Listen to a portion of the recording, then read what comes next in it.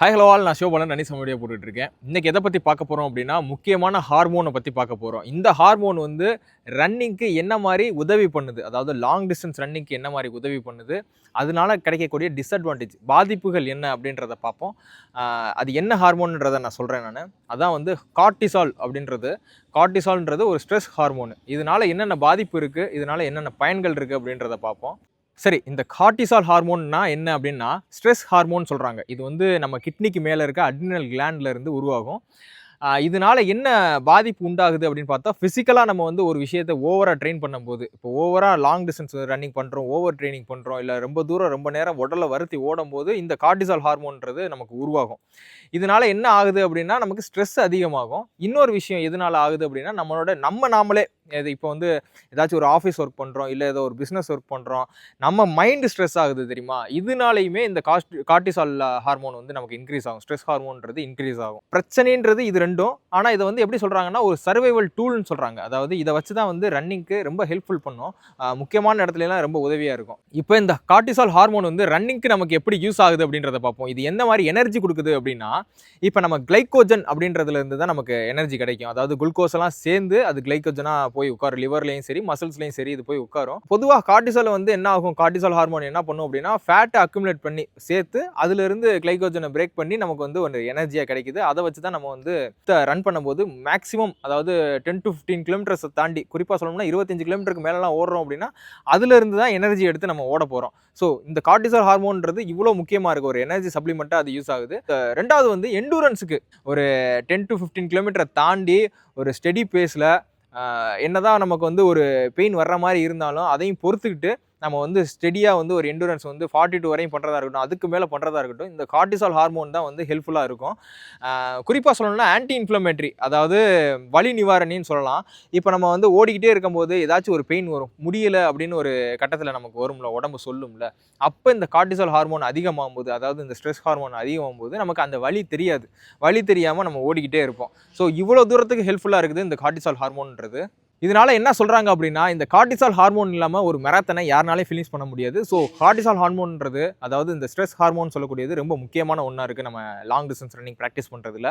இதில் இருக்க டிஸ்அட்வான்டேஜ் என்னென்னு பார்த்தோம் அப்படின்னா, மசில் பிரேக் டவுன் ஆகுது. நம்ம வந்து இப்போ ஓவர் ட்ரெயின் பண்ணுறோம், இல்லை லாங் டிஸ்டன்ஸ் ரன்னிங் ரொம்ப இப்போ இன்னைக்கு வந்து ஒரு 16 பண்ணுறேன், 21 பண்ணுறோம் அப்படின்னு மைலேஜ் அதிகமாக பண்ண நமக்கு ஸ்ட்ரெஸ் அதிகமாகிட்டே இருக்கும். ப்ராப்பர் ரெக்கவரி கொடுக்கணும், அதாவது 7-8 மணி நேரம் தூங்கி இருக்கணும். ட்ரைனிங் பிளான் என்னவோ, நம்ம உடம்புக்கு என்ன தாங்குமோ, நம்ம ஒர்க்கு பேலன்ஸ்க்கு ஏற்ற மாதிரி நம்ம அதை ரன் பண்ணிட்டோம் அப்படின்னா அந்த ஸ்ட்ரெஸ்ஸு மெயின்டைன் ஆகும். ஸோ நம்ம மைண்ட் ஸ்ட்ரெஸ்ஸை அதிகமாக வச்சுக்கிட்டு லாங் டிஸ்டன்ஸ் ரன்னிங் அதிகமாக ப்ராக்டிஸ் பண்ண என்ன ஆகும் அப்படின்னா, மசில் அரிச்சு தின்றோம். ஸோ மசில் லாஸ் இருக்க தான் செய்யும் இந்த கார்டிசால் ஹார்மோன் எக்ஸ்ட்ரா இன்க்ரீஸ் ஆகும்போது. ஆனால் இன்னொரு மேட்ரு இருக்குது. இந்த கார்டிசால் ஹார்மோன்ன்றது ஃபேட் அக்குமுலேஷன்றது நம்ம ஏற்கனவே பார்த்தோம். அது என்ன பண்ணும் அப்படின்னா, நம்ம பெல்லி ஃபேட்டு, சரியா, இந்த லவ் ஹேண்டில்னு சொல்லக்கூடிய இடம், விஸ்கரல் அப்படின்ற இடத்துலையும் சரி, இந்த இடத்துலலாம் பெல்லி ஃபேட் வந்து சரி எனக்கு இருக்குது. நான் என்ன தான் ஓடினாலும் சரி, உடம்பை வந்து மெயின்டைன் பண்ணாலும் சரி, இந்த இடுப்பை சுற்றி இருக்கிற இடத்துல வந்து கொழுப்பு அதிகமாக ஏன் சேருது, என்ன தான் ஃபிட்னஸ் நான் மெயின்டைன் பண்ணாலும் எதுக்கு சேருது அப்படின்னா, இந்த ஸ்ட்ரெஸ் ஹார்மோனால தான். கார்டிசால் லெவல் வந்து எனக்கு அதிகமாக இருக்கிறதுனால இந்த பெல்லி ஃபேட்டுன்றது குறிப்பாக வந்து சேருது. எந்த அளவுக்கு நம்ம ஸ்ட்ரெஸ்ஸை வந்து ப்ராப்பராக மெயின்டைன் பண்ணுறோம் அப்படின்றத பொறுத்து இந்த கார்டிசால் ஹார்மோனை நம்ம பேலன்ஸ் பண்ணலாம். அது எப்படி பண்ணலாம் அப்படின்னா, ப்ராப்பர் ரெக்கவரி, அதாவது 7 மணி நேரம் 8 மணி நேரம் தூங்குறது, கரெக்டான ஃபுட் எடுத்துக்கிறது, ப்ரோட்டீனாக இருக்கட்டும், நியூட்ரிஷன்ஸாக இருக்கட்டும், ஃபைபராக இருக்கட்டும், இந்த மாதிரி விஷயங்கள்லாம் நம்ம எடுத்துக்கிறது. இது போக ட்ரைனிங் பிளானை வந்து கரெக்டாக மெயின்டைன் பண்ணணும். இப்போ வந்து இதுக்கு தான் சொல்கிறது வந்து easy run, long run, tempo ரன்லாம் நிறைய ஒரு ட்ரைனிங் ஷெடியூல் வச்சு ஓடணும். எல்லா நேரமும் ஓவர் ட்ரெயின் பண்ணக்கூடாது அப்படின்றது. ஒரு பீக் சீசன் மட்டும்தான் அதை செய்வாங்க. மித்த டைம்லலாம் பேலன்ஸ்டாக பண்ணணும். இன்றைக்கி ஈஸி பண்ணுறோம், நாளைக்கு டெம்போ பண்ணுறோம், வாரத்தில் ஒரு நாள் லாங் பண்ணுறோம் அப்படின்னு அந்த ஸ்ட்ரெஸ்ஸை, நம்ம உடம்புக்கு கொடுக்க போகிற ஸ்ட்ரெஸ்ஸை கரெக்டாக பண்ணணும். சில பேர்த்துக்கு வந்து ஒர்க்கில் வந்து ரொம்ப ஸ்ட்ரெஸ் இருக்கும். ஸோ அதுவுமே கார்டிசால் லெவலை இன்க்ரீஸ் பண்ணும். அதுவுமே ஃபேட் அக்குமுலேஷனுக்காகும். இப்போ ஹை கார்டிசால் லெவல் இருந்தது அப்படின்னா நமக்கு நல்ல தூக்கம் வராது. நைட்டு நல்லா தூக்கம் வரலைன்னா பெர்ஃபார்மன்ஸ் நல்லா பண்ண முடியாது. பெர்ஃபார்மன்ஸ் சரியாக பண்ணலை அப்படின்னா நமக்கு ஸ்ட்ரெஸ் ஆகும். ஸ்ட்ரெஸ் ஆனால் இந்த மாதிரி கார்டிசால் லெவல் இன்க்ரீஸ் ஆகும். இது அப்படியே ஒரு சைக்கிள் ஆட்டம் போய்கிட்டே இருக்கும். இந்த கார்டிசால் லெவல்னால என்னென்ன பாதிப்புகள் வருது அப்படின்னு பார்த்தோம் அப்படின்னா, பெல்லி ஃபேட் இன்க்ரீஸ் ஆகிறது மட்டும் கிடையாது, நிறையா பிரச்சனைகள் இருக்குது. நமக்கு வந்து ஒர்க்கில் இருக்கிற ஸ்ட்ரெஸ்னால பிளட் ப்ரெஷர் இன்க்ரீஸ் ஆகும். ஃபேட் நம்ம பாடியில் வந்து பெல்லியில் வந்து அக்குமுலேட் ஆகுறது. அது போக நம்ம மைண்டு வந்து ரொம்ப ஃபெட்டிக்காக ஃபீல் பண்ணுவோம். உடம்பு வந்து ரொம்ப சோர்வாக இருக்கும்.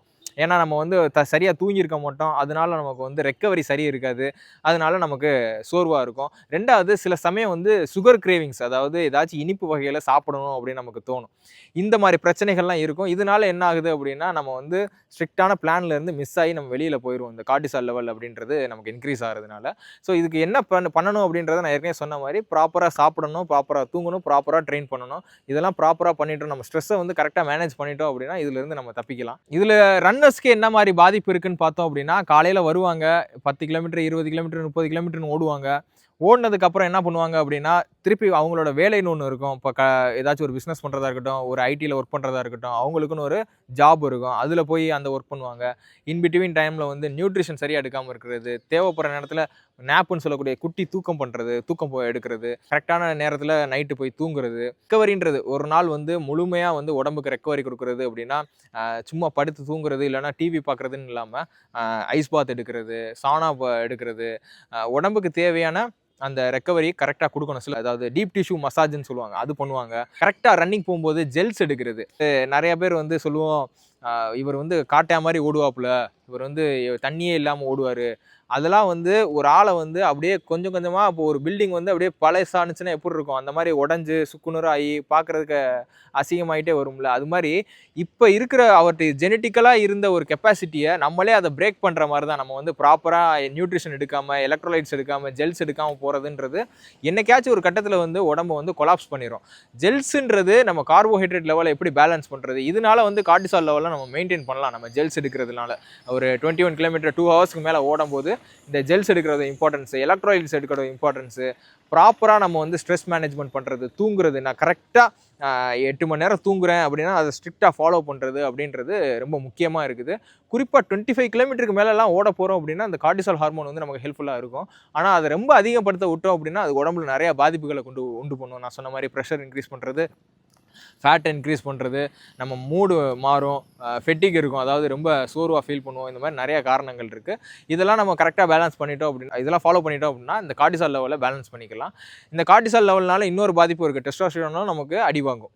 அதாவது நம்மளோட ஆணுக்கு உண்டான ஹார்மோன் ஈஸ்ட்ரோஜன்ன்றது பெண்ணுக்கு உண்டானது, ஆணுக்கு உண்டானது டெஸ்டோஸ்டெரான் சொல்லுவாங்க. ஸோ இது வந்து குறையிறதுனால நம்மளோட மசிலோட டென்சிட்டி குறையும், மசிலோட அந்த அந்த அடர்த்தி வந்து குறையும், போன் வந்து வீக் ஆகும். ஸோ இந்த மாதிரி நிறையா பிரச்சனைகள் இருக்குது. ஆக்சுவலாக வந்து ரொம்ப ஆக்டிவாக இருக்க முடியாது இந்த கார்டிசால் லெவல் அதிகமாக இருந்தாலும் சரி, டெஸ்டோஸ்டெரான் கம்மியாக இருந்தாலும் சரி. இப்போ நான் கன்க்ளூஷன் என்ன சொல்ல வரேன் அப்படின்னா, இப்போ கார்டிசால் லெவலை கரெக்டாக பார்க்கணுமானா இப்போ கண்டிப்பாக பார்க்கணும், டெஸ்டோஸ்டெரானை கண்டிப்பாக பேலன்ஸ் பண்ணணுமானா கண்டிப்பாக பண்ணணும்.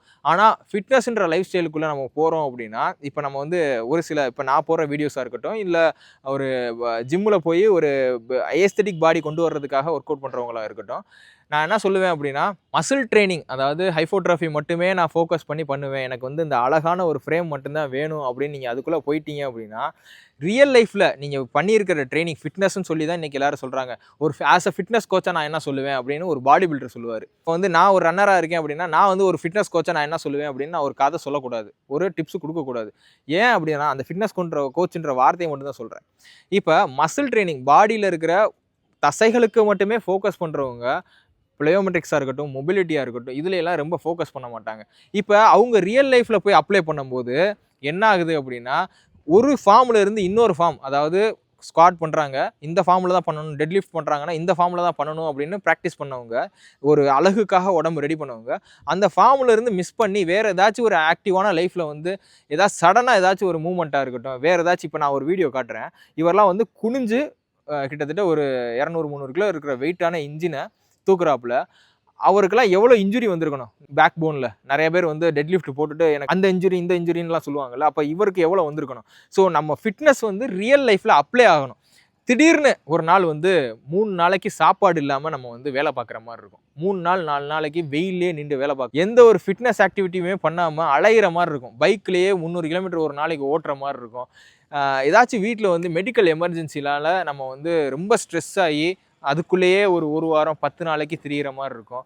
கடன் பிரச்சனைனால நம்ம வந்து காசே இல்லாமல் சாப்பாடே இல்லாமல் கிடக்கிற மாதிரி இருக்கும். இல்லை நமக்கு ஏதாச்சும் ஒரு பாதிப்பாகி, நமக்கு ஏதாச்சும் ஒரு சோர்வாகி நம்ம உட்காந்துருப்போம். இந்த மாதிரி வாழ்க்கையில் ஒரு மாதம் கூட நம்ம நினைக்கிற மாதிரி, இப்போ நீங்கள் பார்க்குற மாதிரி காலையில் ஒருத்தர் எந்திரிக்கிறாரு 5 மணிக்கு, சாப்பிட்றாரு, ஒர்க் அவுட் பண்ணுறாரு, அடுத்து போய் வேலையை பார்க்குறாரு, அடுத்து திருப்பி வர்றாரு, தூங்குறாரு அப்படின்ற மாதிரி ஒரு டிசிப்ளின் லைஃப் ஸ்டைல் காட்டுறாங்கல்ல, இது எதுவுமே ஆக்சுவல் லைஃப் ஸ்டைலுக்கு உட்காராது. இப்போ நான் காட்டுற வீடியோஸாக இருக்கட்டும் எதுவுமே உட்காராது. நான் வந்து சில சமயம் வந்து என்ன எனக்கெல்லாம் மாதத்துக்கு ஒரு பிரச்சனை வந்துக்கிட்டே தான் இருக்கும். சில சமயம் நான் வந்து எக்ஸ்ட்ரீமாக ஒரு வேலையை பார்க்குற மாதிரி இருக்கும், வெயிலே நிற்கிற மாதிரி இருக்கும். இந்த மாதிரி நிறையா சொல்லிக்கிட்டே போகலாம் நம்ம. இப்போ வந்து நிறைய பேர் பார்க்குறோம் ஃபிட்னஸ் லைஃப் ஸ்டைலில் இருக்காங்க. ஜிம்மு ஏசி, ஐடி ஆஃபீஸ் ஏசியாக இருக்குது, கார் ஏசியாக இருக்குது, வீடு ஏசியாக இருக்குது. கொஞ்சம் நேரம் வெளியில் வந்துட்டாங்க அப்படின்னா அவங்களால வேர்வையை தாங்க முடியல, டெம்பரேச்சருக்கு அடாப்ட் ஆகணும். அது மாதிரி நம்ம என்ன பிரச்சனை வந்தாலும் லைஃப்பில் வந்தாலும் அதை அக்செப்ட் பண்ணிக்கிறதுக்கு அதுக்குண்டான உடம்பு ரெடி பண்ணி வச்சுருக்கணும். டக்குன்னு ஒரு குழியை தாண்டுற மாதிரி இருக்கும், திடீர்னு ஸ்ப்ரிண்ட் அடித்து ஓடுற மாதிரி இருக்கும். ஸோ இதெல்லாம் வந்து கார்டிசால் லெவலு இதெல்லாம் பார்க்காம ஏதாச்சும் ஒரு நம்மளோட எக்ஸ்ட்ரீம் ஒரு டைம் பிரேக் பண்ணியிருந்தா தான் நம்ம உடம்பு வந்து ஏற்றுக்கிட்டு அடுத்தடுத்த ஸ்டெப்புக்கு போகும். இப்போ வந்து தூக்கம் வரலேன்னு சொல்லி ஒரு 0.5 mgயில் ஒரு டேப்லெட் கொடுக்குறாங்கன்னு வைங்களேன், அதை ஒரு 10 நாள் எடுத்திங்கன்னா என்ன ஆகும், பாடி அக்செப்ட் பண்ணிக்கிறோம். பத்தாது, 0.5 mgன்றது பத்தாது. அடுத்து என்ன பண்ணும், 1 mg எடுத்தால் தான் தூக்கம் வரும். ஸோ இந்த மாதிரி டெய்லி ஒரே விஷயத்த பண்ணோம் அப்படின்னா உடம்புக்கு அது புரியாது. சரியா, அதை அப்படியே அடாப்ட் ஆயிரும். டெய்லி 5 கிலோமீட்டர் ஓடுங்க, வெயிட் லாஸ் நடக்காது. ஒரு ஆரம்ப கட்டத்தில் கொஞ்சோண்டு இருக்கும், அதுக்கப்புறம் சுத்தமாக இருக்காது. ஸோ உங்கள் உடம்பை வந்து எக்ஸ்ட்ரீமாக அடிக்கடி வந்து வேறு ஆக்டிவிட்டி பண்ணி மாற்றிக்கிட்டே இருக்கணும். இதுக்கு தான் ஹைப்ரிட் ஒரு ஃபிட்னஸ் பண்ணணும்னு சொல்கிறது. ரன்னிங் பண்ணுறதா இருக்கட்டும், ஜிம்முக்கு போகிறதா இருக்கட்டும், மொபிலிட்டி எஜிலிட்டி பண்ணுறதா இருக்கட்டும், இந்த மாதிரி ஃபிட்னஸை கையில் வச்சுக்கிட்டு ஒரு ஸ்போர்ட் போய் பண்ணலாம். நான் வந்து டெய்லி நான் வந்து 1/2 மணி நேரம் கிரிக்கெட் விளாட்றேன், நான் 1 மணி நேரம் கிரிக்கெட் விளாட்றேன், இதனால நான் ஃபிட்டாக இருக்கேன்லாம் கிடையாது. முதல்ல இதெல்லாம் பண்ணணும். நம்ம ஃபஸ்ட்டு லங்ஸு சொல்லக்கூடிய லங்ஸும் ஹார்ட்டையும் ஃபஸ்ட்டு மெயின்டைன் பண்ணணும். ரெண்டாவது நம்ம இன்டர்னல் பார்ட்ஸ் சொல்லக்கூடிய ஜாயின்ஸு, டெண்டான்ஸு, ஜாயின்ஸ், முட்டு, இது எல்லாத்தையுமே ஸ்ட்ராங் பண்ணுறதுக்கு பிளேயோமெட்ரிக்ஸு, ஐசோமெட்ரிக் எக்ஸசைஸ், இந்த மாதிரி விஷயங்கள்லாம் நம்ம நிறையா ஸ்ட்ரென்த்து பண்ணணும். இதுக்கப்புறம் நம்ம என்ன பண்ணுறோம், மசில் ட்ரைனிங் பண்ணுறோம். நம்ம மசிலை தக்க வச்சுக்கிறதுக்கு இதெல்லாம் பண்ணணும். இதெல்லாம் ப்ராப்பராக பேலன்ஸ் பண்ணிவிட்டு இதை போய் நம்ம ஒரு ஸ்போர்ட்டில் அப்ளை பண்ணோம் அப்படின்னா இன்ஜுரி இல்லாமல் ஒரு ஸ்போர்ட்டை பண்ணலாம். நீங்கள் எக்ஸாம்பிளுக்கு நிறையா பேர் பார்க்கலாம், குறிப்பாக விராட் கோலியை பார்க்கலாம். நம்ம அவர் என்ன மாதிரி மெயின்டைன் பண்ணி அதை போய் ஸ்போர்ட்டில் அப்ளை பண்ணுறாருன்றது. ஸோ இதெல்லாம் சேர்ந்தது தான். கார்டிசால் லெவலுக்கு பயந்தோ இல்லை டெஸ்டோஸ்டெரான் கம்மியாயிருமோ பயந்தோ நான் ஜிம்முக்கு போக மாட்டேன், ரன்னிங் போக மாட்டேன்னு இருந்தால் அந்த காலத்தில் இருந்து இந்த காலம் வரை போர் செஞ்சு ஒருத்தன் கூட ஒரு ஆணுன்றதை நிரூபிச்சிருக்க முடியாது. போருக்குன்னு போயிருக்கவே மாட்டாங்க, எதுக்கும் பயந்து இருந்தா. ஸோ இதை பற்றிலாம் பயப்படாமல் உங்கள் உடம்பை எக்ஸ்ட்ரீம் கண்டிஷனுக்கு யூஸ் பண்ணுங்கள். அதுலேருந்து நீங்கள் ஒரு நாலேஜ் கற்றுக்கிறீங்க. கண்டிப்பாக இந்த வீடியோவில் நிறைய விஷயங்கள் சொல்லியிருக்கேன்னு நினைக்கிறேன். நெக்ஸ்ட் வீடியோவில் பார்ப்போம். பை.